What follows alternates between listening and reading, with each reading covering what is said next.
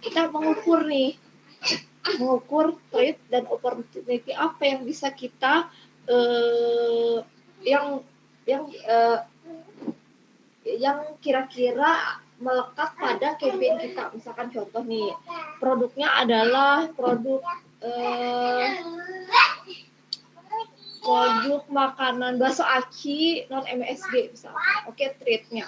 Threat ancamannya apa sih? Ancamannya misalkan banyak produk bakso aci lainnya yang misalkan dijual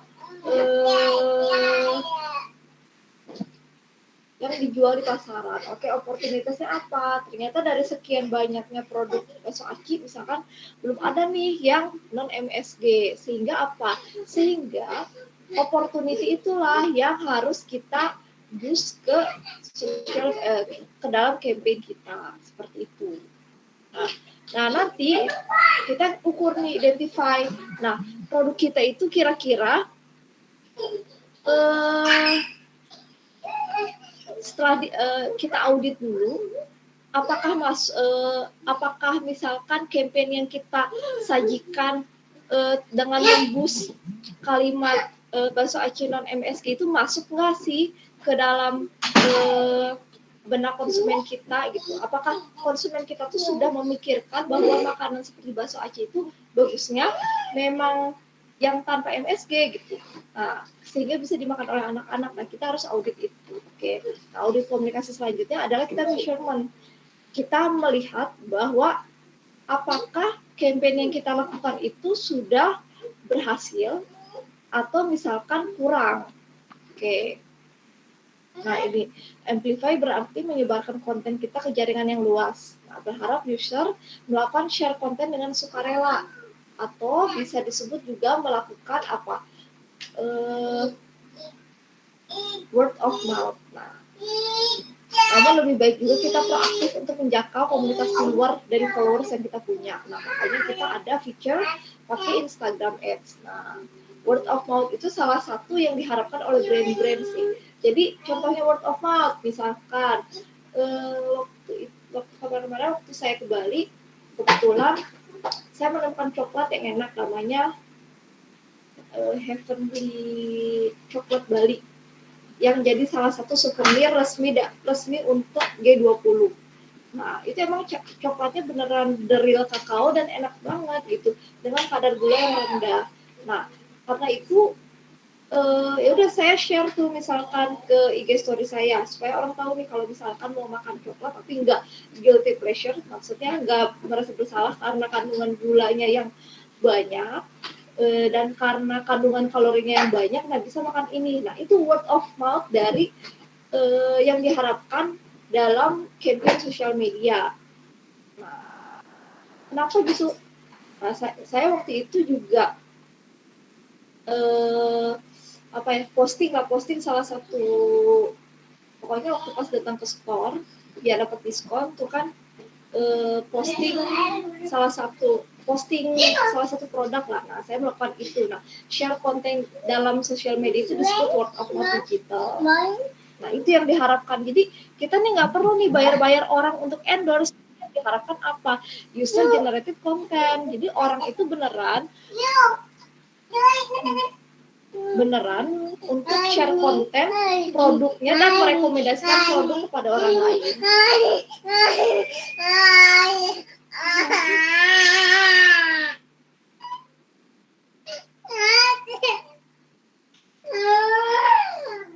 Nah, objektif dari Instagram itu pertama ada brand awareness, meningkatkan brand awareness. Itu bisa dengan feed dan story. Reach menjangkau potensial customer. Nah, kita misalkan contoh, kita udah punya follower Instagram 500. Nah, kita mau menambah followers. Nah, itu objektifnya reach. Nah, menjangkau supaya orang follow Instagram kita atau tahu produk kita lebih jauh. Yang asalnya belum tahu jadi tahu. Nah, itu namanya reach. Oke, traffic. Nah, traffic ini apa? Bisa misalkan contoh orang klik dari e-commerce kita.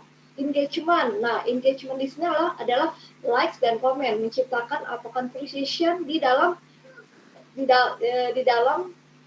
social media campaign kita. App install. udah klik dia app install. Itu untuk beberapa produk yang memang produknya adalah apps. Terus video views, ada lead generation. Kalau lead generation itu lebih jauh daripada reach dan traffic. Kalau reach menjangkau, nah traffic itu udah menjangkau, orang klik, lihat-lihat e-commerce kita. Kalau lead generation, dia udah masukin tuh barangnya ke dalam keranjang. Nah itu namanya leads. Tapi orang itu belum beli, tapi udah masukin ke keranjang. Atau misalkan, contoh kalau misalkan ada iklan IG story-nya, produk-produknya misalkan produk keuangan contohnya. Di situ ada misalkan masukin data diri, tertarik terhadap produk tersebut. Nah, itu namanya lead generation. Oke. Message berhubungan dengan engagement. Itu ya berhubungan dengan engagement. Jadi apa? Jadi dia kayak tertarik dan berkesan terhadap campaign kita dengan meninggalkan komentar di kolom komentar. Conversion itu udah sales. Jadi orang udah masukin ke keranjang, terus udah beli, namanya conversion sales. Nah, ada katalog sales untuk brand awareness, sama store traffic tadi berhubungan sama traffic. Kayak gitu. Nah, goals-nya rata-rata apa? More people to be aware of my business, meningkatkan brand awareness untuk produk-produk yang belum diketahui. Ada lagi goals-nya bukan cuma brand awareness tapi drive sales for my products or services.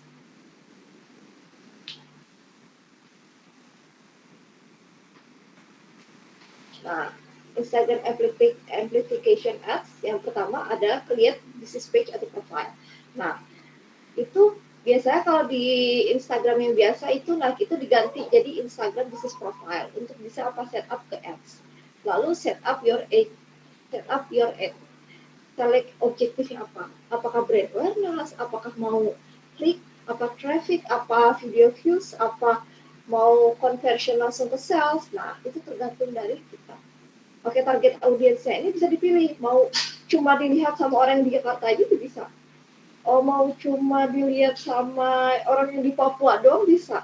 Mau perempuan aja bisa, laki-laki bisa. Atau misalkan yang lebih canggih lagi adalah kayaknya yang dilakukan nanti.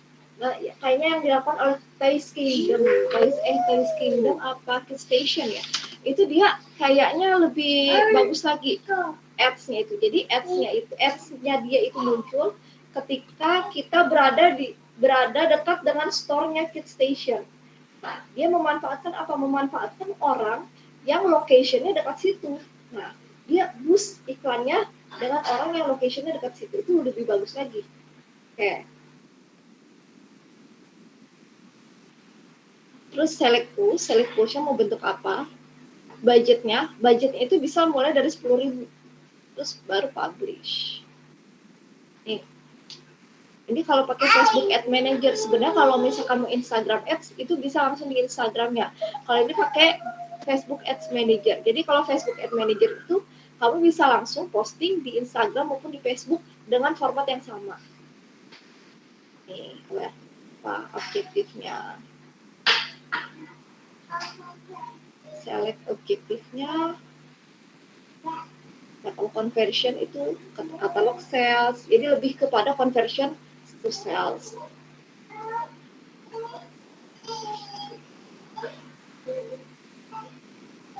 Currency-nya dipilih, time zone-nya juga dari tanggal berapa sampai tanggal berapa bisa dipilih semua. Location-nya yang lihat itu apakah worldwide atau di Indonesia aja. Age-nya berapa, gendernya apa, language dari iklannya mau pakai English or Indonesia. Detail target nih, demografi, mau siapa yang minatnya apa. Target segmentation tuh ya, demografik, psikografik, geografik. Udah ya. Lalu pilih nih, mau bentuknya feeds atau di instant artikel atau suggest video atau instant video, ini semua kita bisa pilih. Terus budgetnya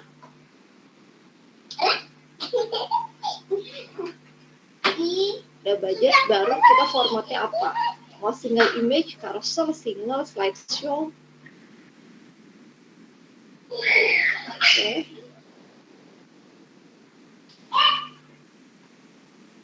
Select target audience ya, sama aja sih kalau ini di IGF. Nah, untuk pembayarannya bisa tuh dia mau pakai kartu kredit, tapi bisa pakai bank transfer juga. Kalau dulu belum bisa pakai bank transfer, kalau sekarang udah bisa tuh kartu kredit sih biasanya kalau perusahaan-perusahaan.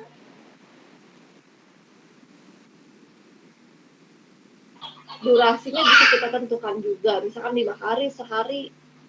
Terus budgetnya per harinya berapa, misalkan mau 200.000, mau 1.000, mau 10.000, mau 10.000 buat 5 hari itu bisa juga. Oke. Terakhir, insight. Ya, udah berapa nih yang misalkan udah berapa nge-reach orang, impressionnya berapa, orang yang ngeliat reach itu menjangkau berapa orang, tapi yang di reach itu belum tentu melihat. Kalau impression itu udah ngeliat iklan tersebut. Interaction apa, udah bikin komen.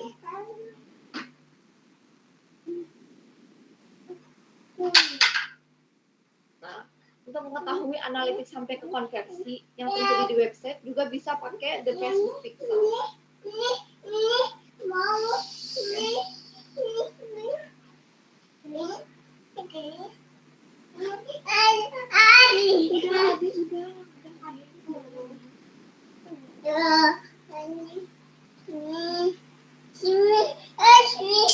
Oke, tunggu sebentar ya.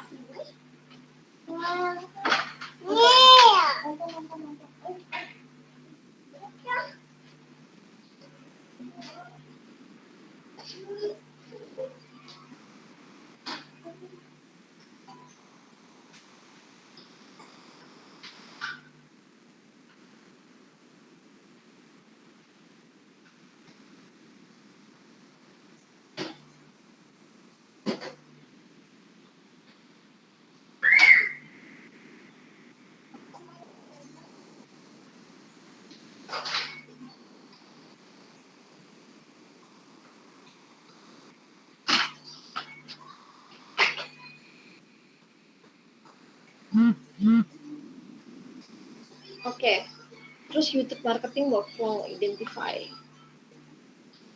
Nah,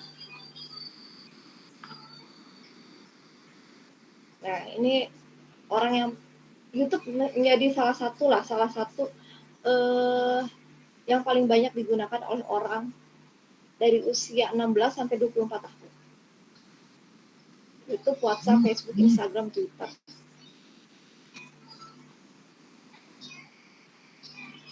Nah, workflow-nya sama, identify, build, engage, amplify, dan grow.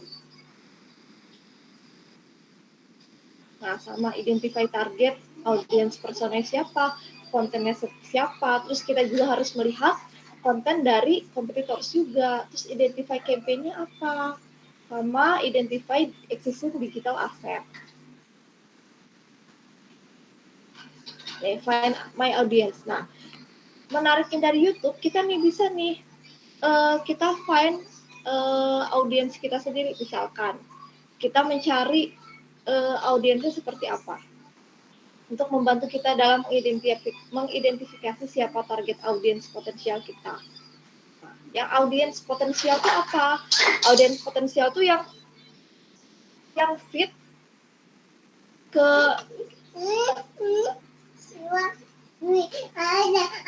tunggu dulu ya. Apa sih? Apa? Ya Allah. Apa sih?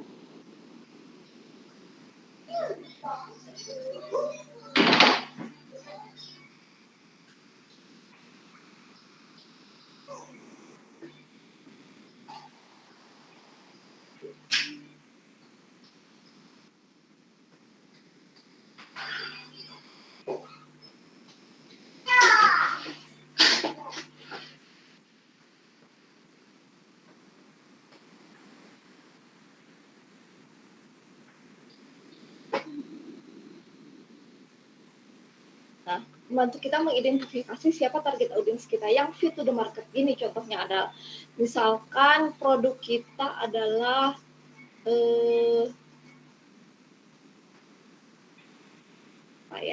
produk kita adalah handphone misalkan. Handphone. Nah, yang banyak di handphone itu usia berapa sih? Oke, usia 13 sampai usia 40 tahun. Nah, gak mungkin kan gitu kita tuh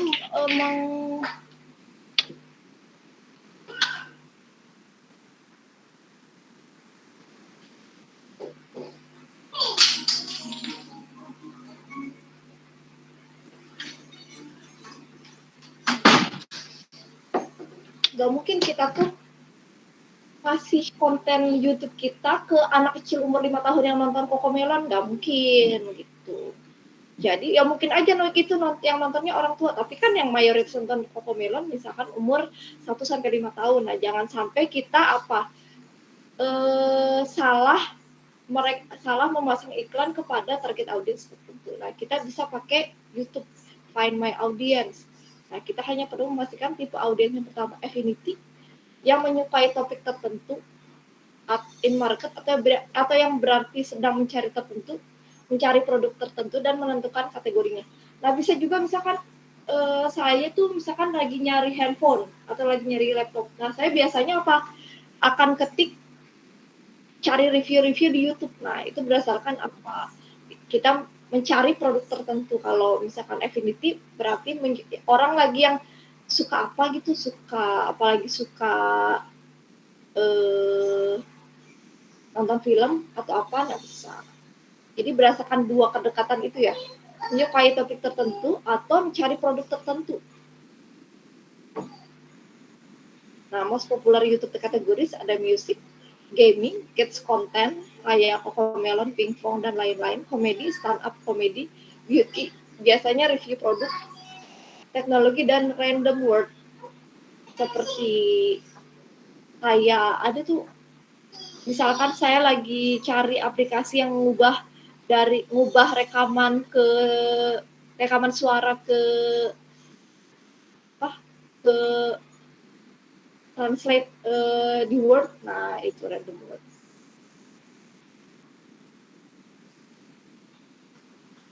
Nah, misalkan contoh nih, kita handle YouTube perusahaan asuransi dengan musik dan komedi. Nah, jadi jangan asuransi ya udah cerita tentang asuransinya aja, tapi kita harus tahu nih, asuransi misalkan bisa disambungin kemana? Disambungin ke komedi atau musik. Nah, riset tool yang biasa digunakan dalam YouTube biasanya pakai Social Blade atau juga biasa pakai yang namanya Tableau. Kalau si Tableau itu dia beneran namanya Tableau, T-A-B-L-E-U-A. Itu bisa untuk membaca si Google Analytics-nya. Kita bisa nih lihat misalkan video titelnya apa, postnya tanggal berapa, viewsnya berapa, rating berapa, yang komen berapa, sampai earningnya,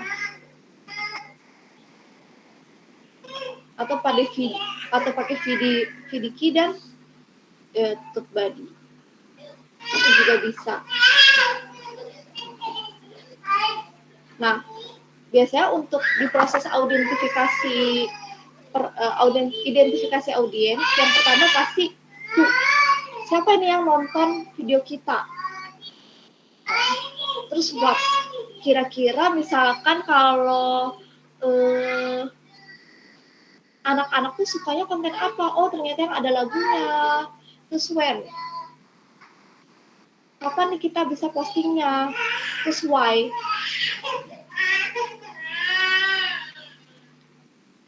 Terus where sama how. Oke, mungkin ini saja dari saya. Ada pertanyaan? Ada pertanyaan? Bu, mungkin saya mau bertanya tentang ini Bu, terkait UAS. Bagaimana ya Bu untuk matkul data raya? Halo, tes. Ya. Mau nanya ini Bu, paling terkait UAS untuk matkul data raya bagaimana ya Bu? Oh, puasa sih sebenarnya saya lebih condong adalah ke kalian. Ini ada berapa orang ya? 33 orang ya? Semuanya berapa orang? Semuanya ada 49, Bu. Oke, 49 orang. Nah, berarti saya sih pengennya adalah kalian membuat book chapter. Nah, book chapternya itu tentang sosial media. Jadi book chapternya adalah tentang sosial media. Jadi nanti kalian pilih satu kelompok membahas satu sosial media. Dimulai dari sejarahnya, terus dari dari mulai sejarahnya, terus juga sejarah lahirnya sosial media tersebut, terus perkembangannya seperti apa sampai sekarang, kayak gitu sih.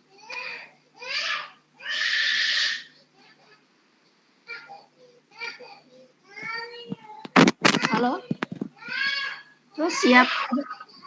Lalu panjangnya berapa? Kira-kira 8 sampai 10 halaman.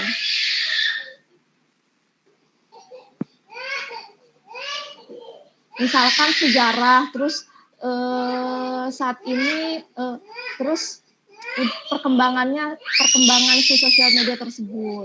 Terus udah kayak gitu, tools untuk menganalisis sosial media tersebut biasanya pakai apa? Mungkin 3 bagian itu ya. Ada lagi yang mau ditanyakan? Saya izin bertanya, Bu. Untuk produknya itu sesuai yang produk kelompoknya masing-masing kemarin, Bu? Ya, sesuai dengan yang kemarin aja.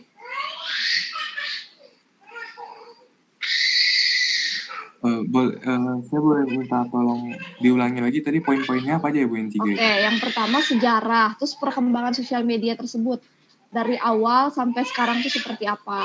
Terus yang terakhir, tools untuk menganalisis sosial media tersebut apa. Misalkan kalau Instagram pakai apa, atau misalkan memasukin konten tentang Instagram Ads boleh juga.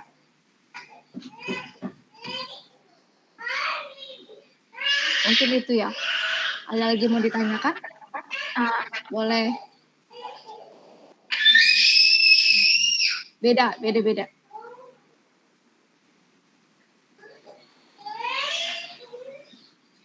Ya, ada lagi mau ditanyakan?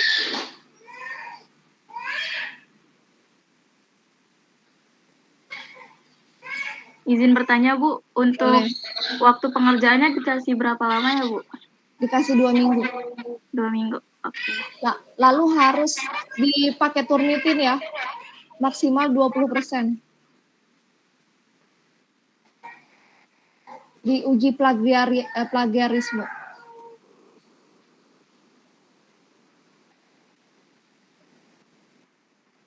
Pengumpulannya langsung ke PJ aja, langsung dimasukkan ke Google Drive ya.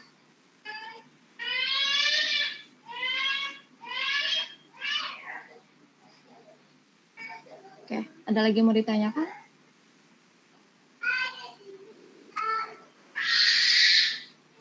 Kalau tidak ada, saya cukupkan sekian. Wassalamualaikum warahmatullahi wabarakatuh. Waalaikumsalam warahmatullahi wabarakatuh. Terima kasih, Bu.